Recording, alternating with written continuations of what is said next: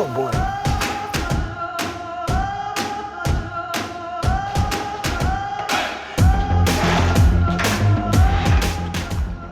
Potential problem here. Hey, welcome back to the shop here at Hemmings, where we've been working over the past 2 episodes on a 1970 Honda CT70.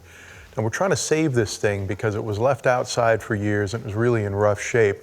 But it has sentimental value to the family of our camera guy, Ryan. So Junior's been hard at work on this thing. The biggest problem we had with it was that the body was really rotten. It was full of mouse house, and that caused the stamped steel body of it to rot. Junior was able to fabricate some panels to replace what was gone, did a little bit of body work, and he touched in the paint, and it's really looking pretty good. We've been through a couple batches of parts for this thing, and we just received another one. We're hoping this batch takes us over the finish line. We want to make some noise with this engine today. It's starting to look like a bike, and part of that is due to the fact that we've been working with this POR15 rust remover solution. We've been dunking a lot of parts in it, and it's working a lot better than we expected.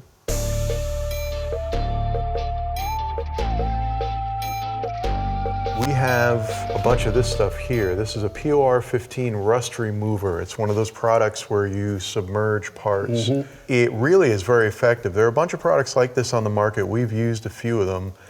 This stuff is surprising because... I'm completely blown away. And if you actually look at this rear fender here, this just sat overnight. That's it, just sat in it overnight. And not only did it completely take all the rust off, you can see what it did to the chrome. It actually brought it right back. So I'm incredibly thrilled with that. So the last few days I've been throwing everything I have in this stuff. I mean, when I came down and saw this sitting here and Junior left it this way so we could kind of have a reference, I was like, wow. Normally I would take steel wool and some kind of polish and I'd go over it, and that works, but it doesn't get the bottom to look like that. No. So that's really cool. So then that other fender there has been completely dipped. And you can see the sparkles where this was really heavily pitted. This looked really bad, but looks like chrome now again, and a little bit of polish, and that'll look good. Another thing, because we were really getting into the rust removing, dunking, the swing arm. Didn't damage the paint whatsoever. So another thing we've been working on, here's the wheels all assembled again. The old rims didn't look too bad on the outside. We were taking them apart and thinking we were going to put them in the rust remover. When they came apart, they were completely rotten on the inside. So we just ordered new wheel rims, which you can do. They're $75 for each pair, so $150 for new wheels. We even dunked the aluminum hubs, and the rust remover is not really made for non-ferrous, and yet it still worked. It took the corrosion off, and they look really good. So these assemblies are ready to go back on. The swing arm, as you see, is back on. So we're ready to start putting parts back on this thing. So hopefully it's going to start looking like a bike again soon. Look what's happening. Okay. Off to a good start. You know what? I should Loctite this. All right, so remember the carburetor that we had that came on the bike is pretty much trash. Garbage. So we just ordered up a brand new one, and I think that was $65. Was it? It was more than I thought it would be, given how cheaply you can buy replica carburetors today. Definitely need the rear fender to help.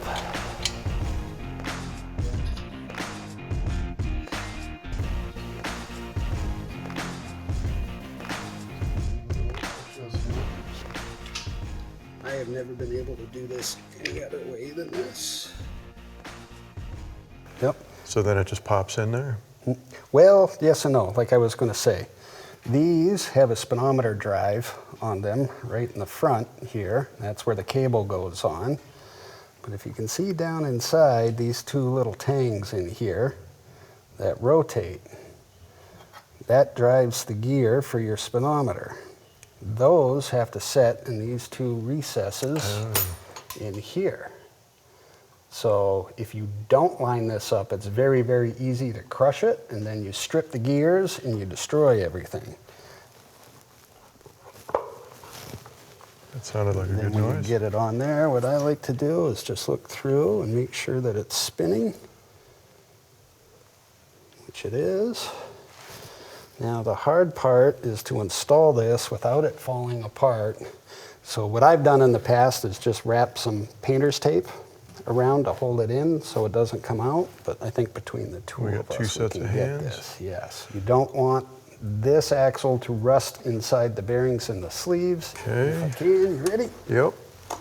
Oh, she's a little heavier than I thought. And see on the other side, you got a slot. That slot right there has to go around that pin. All right. Okay. And the Speedo cable goes in the back here. You have to spin the tire to get it to engage. For reference, that's how you lube the Speedo drive. Oh, okay. That just comes out. What you put in there, I don't know. Okay. Grease would be my go-to. Front brake cable, which has new wiring. You take that in, that goes up there. Okay. This one goes down through the triple tree. You may need to reset the arm. A lot of times people will reset this arm to try and get more brake shoe out of it, and that generally doesn't work that way. So that might be off a spline. That doesn't feel bad for a cable brake. Our throttle works. Oh, clutch feels great. All right, so the front wheel is on, the brakes are assembled in the front, all three of our new cables are on. That's the front brake, the clutch, and the throttle. Everything seems to be working. We are gonna leave the rear fender in the sauce overnight so it's completely de-rusted. Then we'll put the fender on, then we can put the rear wheel on. We got a new chain, and we'll get the rear brakes hooked up, and we'll just keep going. It's coming together pretty quickly.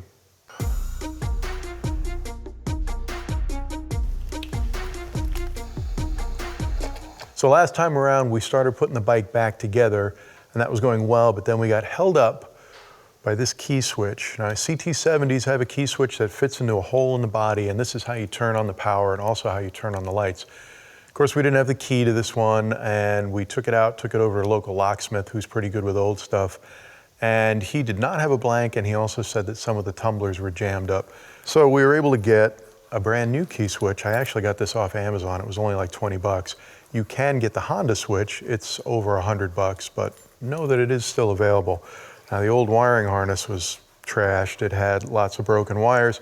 Junior was about to jump in and start fixing it. He felt like it was savable, but then I found that you can get a brand new harness for these for 30 bucks. This is the main harness. Some other parts we got a new coil because the old one, well, it might work, but the bracket rotted off of it. The shock boots are falling apart, they crumble. So we got a fresh set of those. Camera guy Ryan, as sort of a housewarming gift, got a new headlight bucket, which you can get, as you see, in factory colors, because the other one's kind of busted up. And we were even able to get a OE taillight lens, although for you purists, you may notice it doesn't have the reflectors on the side like the original, because this is actually from a Z50. So we've got all kinds of parts here. We're hoping, again, that today is a day that we're gonna power through and get the bike completely back together, and fingers crossed, maybe make a little noise. Junior's already hard at work, so we're gonna keep rolling on this.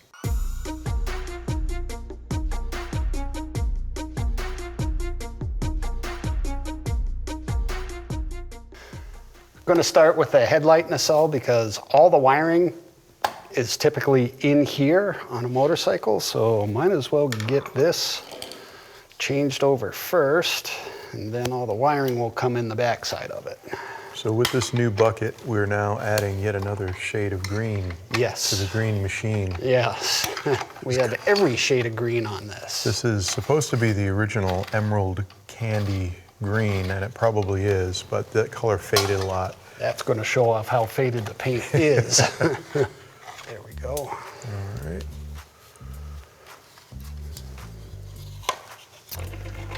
Those clever, clever bastards.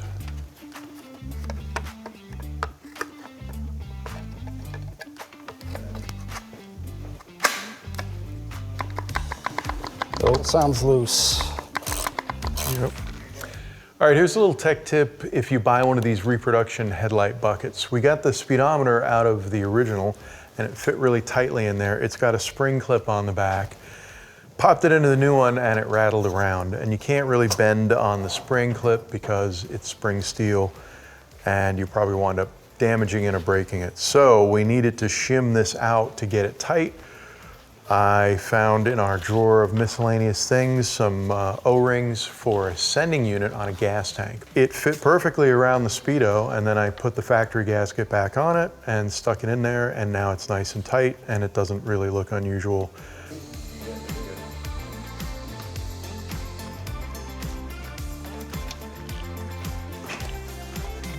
It's just a tiny little hole here to work through. Way down there. See those brackets? Yep. That's fine. All right, note to self. Before you put the engine in, put your new coil in. Be way, way easier. I might have to pull this engine out to get this in. I don't want to do that. Just gonna screw that onto the plug wire. I'll hear it shine over there at work.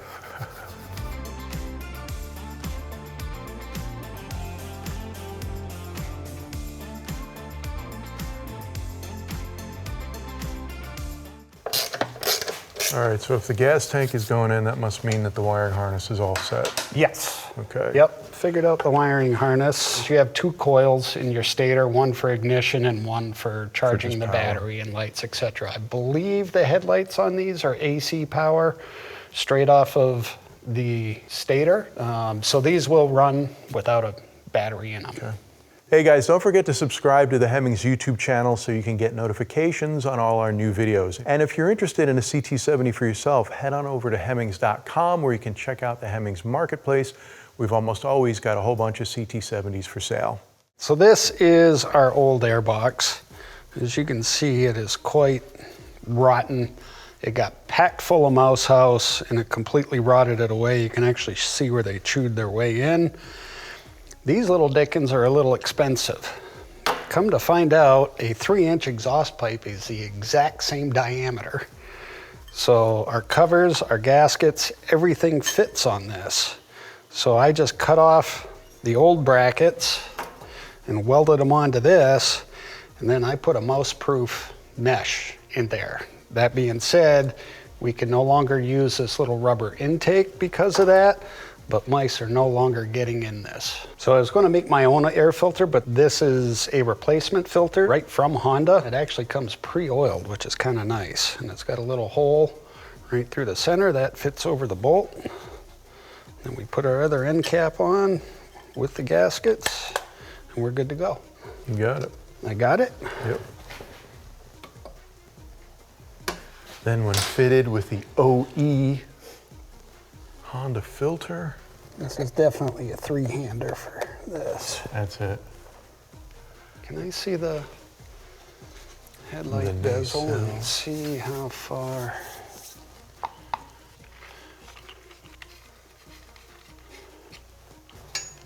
So, And exhaust. next is the exhaust. This exhaust was offered by one of the parts houses. It's the later style, which is a little bit different, but it's supposed to fit the early bikes. And we test fit this before. We kind of see where the trouble area is. I think you were talking about getting a little cutting and welding. I think I'm going to cut this bracket off, steal the bracket off the old exhaust, and weld it onto this. So this is the original muffler. You can see it's completely rotten. The whole thing is chrome, but you can see too that the bracket is straight. The bracket on the new exhaust steps in. So hopefully when this is welded to that, and we give it a little flat black treatment to match that, everything will fit up nice.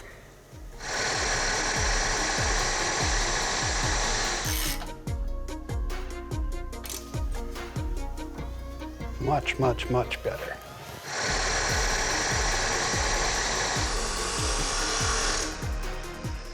And that keeps that perfectly off of there.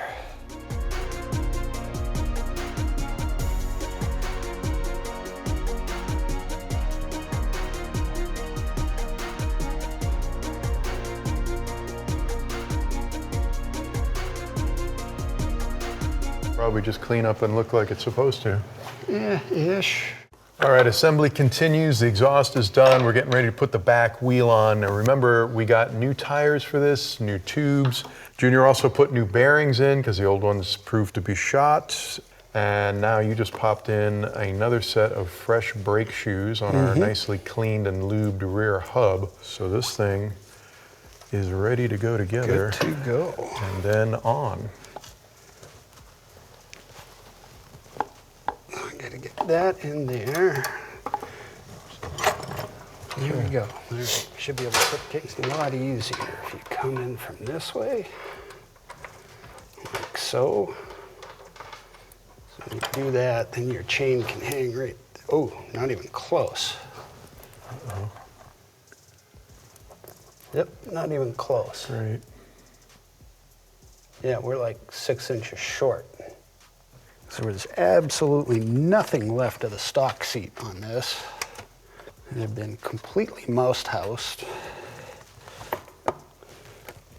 It does not go down enough.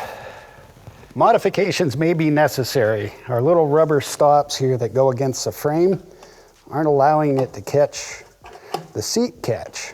And I could space the seat catch up a little bit, but where it comes through the frame, I don't have a lot of clearance. So I'm gonna try and shave about an 1/8 inch off of these rubber stops here, and hopefully that will work for us.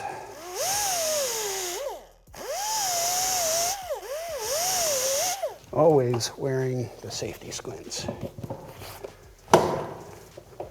There we go. It's down now. Just changing these little fork boots. This one has already been changed at some point in time. Here's the original one, and it's just completely done. So you just unthread your shock boot off here, undo your bolt up top, and then your whole spring assembly slides right out. And then buried in the grease here is a roll pin. Punch that roll pin out. It separates the spring assembly from the fork assembly. Take this plastic slider off, and then you can slide your old boot off, slide the new boot on, then your slider, put your roll pin back in, and you're good to go. We're waiting for Terry to find us a chain. And yeah, and I think that's it. We're just waiting for a chain. Okay, we ran into a snag with one of the last bits we need to put on this bike. We ordered a new chain because the one we took off, if you recall, was petrified. We had to cut it off. There's no saving this. So I ordered a new CT70 chain from a CT70 parts house, and when we went to put it on, it came up short and not by a little bit. CT70 uses a 420 type chain. That's common motorcycle stuff. However, if you try to use a heavy duty 420 chain, it won't fit. The links are wider. And there's very little room around this drive sprocket here, so you got to use a standard 420 chain. So locally we found an extra long 420 standard chain. We have it here in our hands, so Junior, being a motorcycle guy, has his own chain breaker, and he knows the deal on these, so we're going to wrap that chain on there, get the length right, set up the links, and hopefully we'll be all good. So we want to knock that pin out right there.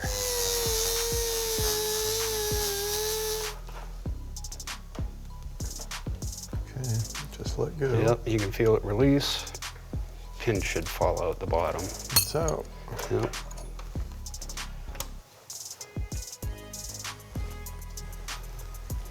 Get your master here.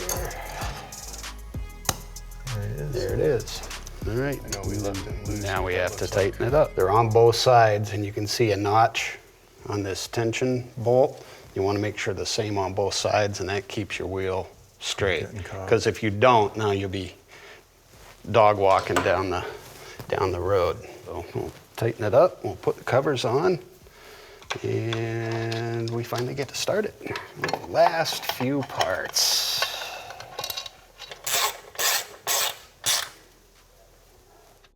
What's your guess on how many tries to fire it? How long you think Ooh. you'll If it's under 10, I'll be happy. get? Yeah. 10. But I'm willing to bet it'll fire pretty quick. So we're going to slide it over. Hope so.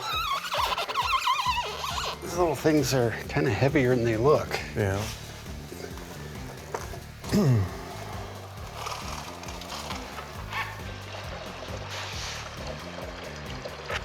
I'm just gonna turn the fuel on here. Key off. I'm gonna put the choke on. Give it a couple of cycles. No, it's got compression now. All right, key on, choke on.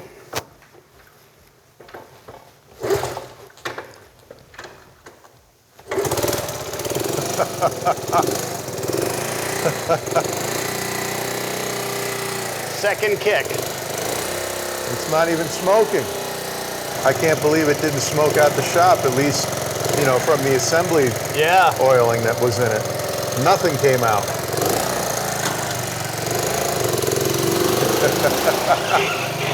Brakes work. All right, see you guys Monday.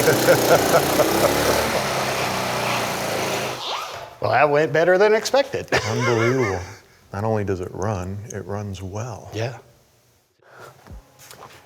So feast your eyes on the green machine. Wow. Wow, does that look good? Yeah, so that was my pops that he got when he was 16. Yeah, so this thing, it turned out a lot better than we were expecting. Yeah, I would We say. were just trying to make it work again.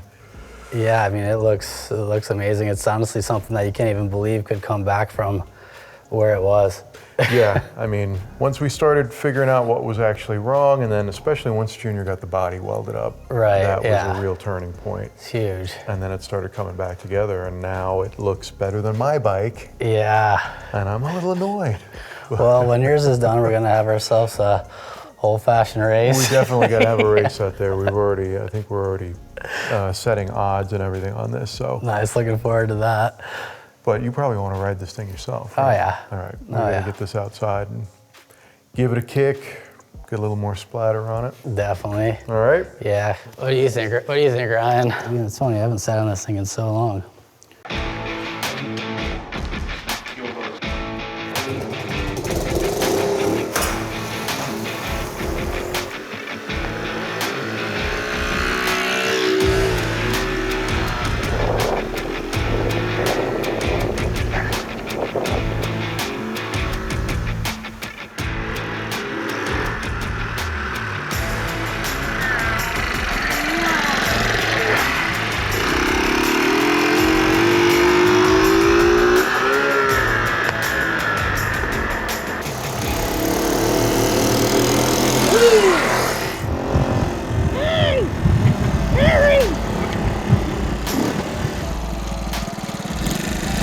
It's 75 miles to the gallon on this hog.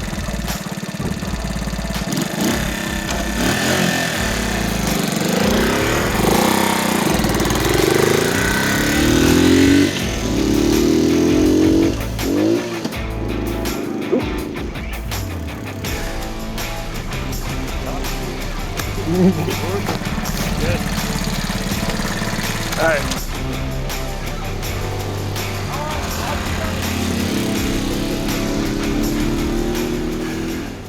All right, we're all smiles right now because this thing fired right up. You saw Junior kick it a couple times with the ignition off. He wanted to get some oil circulating and pull some fuel down. We turned the key on, and the second kick, it fired off. I was expecting a puff of smoke to come out, at least from the oil we had in it from assembly. Nothing came out. It even smelled good. It runs great. What's turned out is we've got a mechanical semi-restoration and a pretty decent cosmetic spiff, and you've seen us put a bunch of parts into it. So what did we spend, and was that really worth it? We got a few loads of parts, and I think the total is somewhere a little less than about $1,200. So not an insignificant amount, but let's weigh that out. These bikes are worth, in decent running condition, around $3,500, $4,000 if they're a functional aged example. Now, if you look at Hemmings auctions, we've moved a lot of these recently, and last week, Hemmings auctions sold one very similar to this, same color, 1970. It was not the manual trans. That bike sold for $8,700, and again, it was restored and it was very nice. There's another green one up there right now that the asking price is $10,500. So the value on these is on the rise. And I'm pointing that out to say that if you've got one of these or you get your hands on one relatively cheaply, it's probably okay to put some money in it. It seems like a good place for it to be, aside from the fact that they're just fun to have. There is one problem though. Remember when we started this, my bike was the one that Ryan's bike made look good? Well, now that's completely flipped, and Ryan's bike is making mine look like junk. But now that the green bike turned out so good, we're gonna jump back on this thing. I gotta get it running for one thing, but I'm also gonna go through and try to spiff Oh it my up God, so it that it looks winds up looking great. at least as good as the green machine. So stick around, you'll probably see these bikes again soon. You want to get on it with me?